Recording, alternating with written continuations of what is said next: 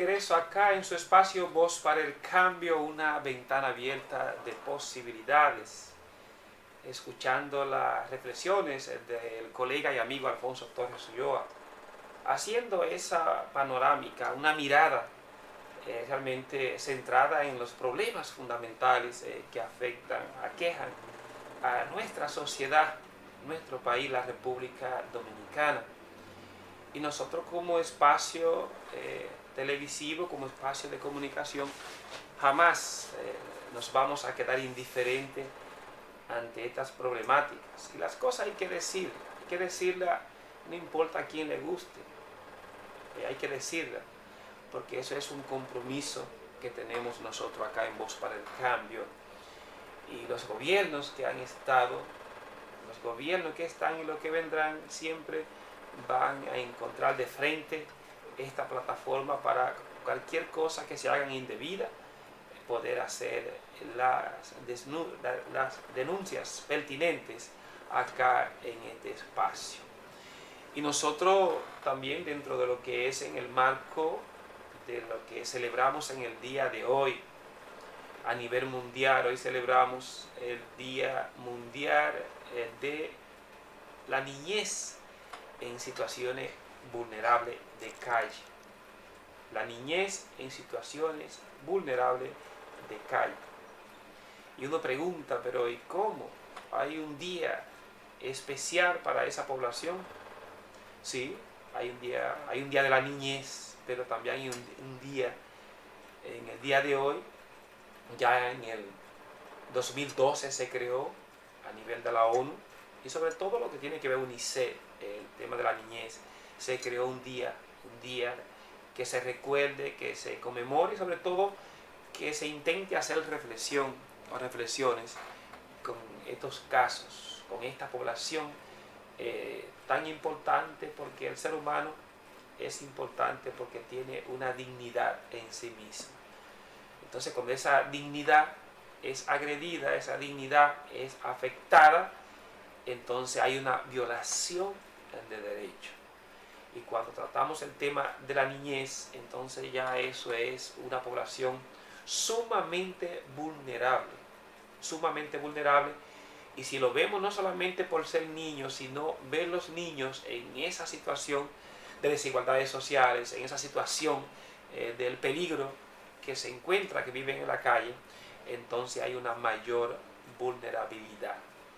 Y dentro de esto que celebramos hoy 12 de abril, entonces vamos también nosotros a tener una mirada de lo que está pasando con la niñez acá en la República Dominicana.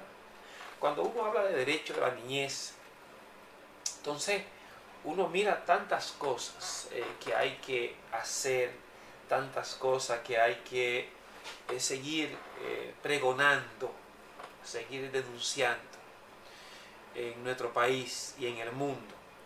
Uno mira dentro de la niñez todo lo que está pasando en los países que hay guerra. Esos niños están vulnerables. Veíamos ayer el dato de lo que está pasando en este conflicto Palestina e Israel. Y estamos hablando que van cerca de los 35.000 muertos en esa guerra. Y cerca de la mitad son niños. La población más afectada son los niños. Cuando uno lo mira y lo compara con otra población, con la envejeciente, con el tema de las mujeres o el tema de los hombres, el tema de los jóvenes, estamos hablando que casi el 50% de los que están muriendo en esa guerra en Palestina son niños. Entonces son niños que se tienen que proteger. Fíjense cómo están violentados por las guerras. Y estos países no toman en cuenta eso, por eso no firman ninguna carta cuando se trata de proteger derechos.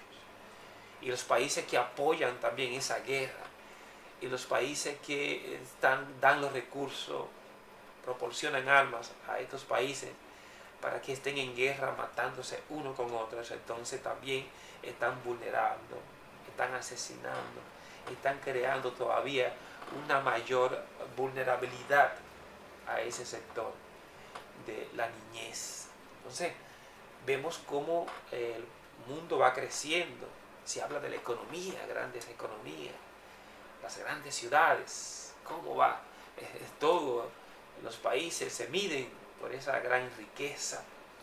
Pero asimismo como va subiendo la riqueza, hay un grupo que se hace cada día más rico. Sin embargo, hay otros que se hacen más pobres y caen en esa pobreza extrema, en esas grandes desigualdades sociales, que lo vemos cuando uno camina los barrios de esas grandes ciudades, cuando uno camina el barrio o la ciudad de Santo Domingo, va a los barrios marginados. Entonces uno se da cuenta que ese crecimiento realmente, ese desarrollo humano integral, no llega a esos sectores. Y así pasa entonces aquí en la República Dominicana. Y celebrar o conmemorar o recordar que hoy, 12 de abril, las Naciones Unidas, ya del 2012, crea este día para llamar la atención para esos que están ahí, que a veces nos hacemos indiferentes ante ellos, nos hacemos la vista gorda como que no existen. Entonces un día como hoy nos dice que esa realidad está ahí y es una realidad palpable. Es fruto de lo que son las grandes desigualdades sociales. Entonces cuando hablamos de protección de la niñez y cuando hablamos que se ha creado un día de la niñez a nivel mundial, cuando se ha creado que hay unas leyes, unas normas, unos derechos que se han constituido y que lo han firmado los países a nivel mundial sobre los derechos de la niñez, ya hace muchos años, ya casi más de 60, casi más de 70 años, que estamos trabajando el tema con el día o los derechos de la niñez. Entonces fíjense cómo todavía tenemos que estar, los países tienen que estar pensando y creando, la ONU tiene que estar pensando y creando, UNICEF tiene que estar pensando y creando, de que hay, aparte de la niñez que ya es vulnerada, por todo lo que hemos mencionado, ahí dentro de esa misma niñez hay otras todavía que viven en peores condiciones. Y esos que viven en peores condiciones, estamos hablando que son los niños y las niñas, los adolescentes y jóvenes que viven en situación de calle. Y uno pregunta, ¿qué es lo que lleva? ¿Qué es lo que lleva a un niño, a una niña, a un ser humano que pueda irse a la calle? Una vez hicimos una encuesta preguntando a los niños que venían de situación de calle con el tema de la seguridad, ¿dónde ustedes se encuentran más seguros? ¿O dónde ellos perciben mayor violencia? Y sin embargo es alarmante. Y lo digo para este tema del sector vulnerable, que son los barrios, que son los niños, los hijos de familias que carecen de recursos económicos, de vivienda digna, de todo lo que son derechos humanos. Ahí no entra nada, es sálvese quien pueda. Pero también en esa familia, en ese espacio, en ese sector, en ese barrio, se convierte en un sector de vulnerabilidad, de violencia para la niñez, para el niño o la niña, para el joven, el adolescente, por lo que implica eso. Entonces ellos decían, la gran mayoría, que donde perciben mayor impulso, donde mayor reciben violencia, es en el hogar, es en la familia. Y eso es lamentable, por lo que implica eso con la familia que está para proteger, porque hay un amor, hay un cariño, hay una pertenencia. Ahí es donde realmente uno tiene que educarse, en la familia, en el seno, donde se reciben los estímulos, ¿entiendes? Para ir creciendo en todos los sentidos de la palabra, en un crecimiento integral.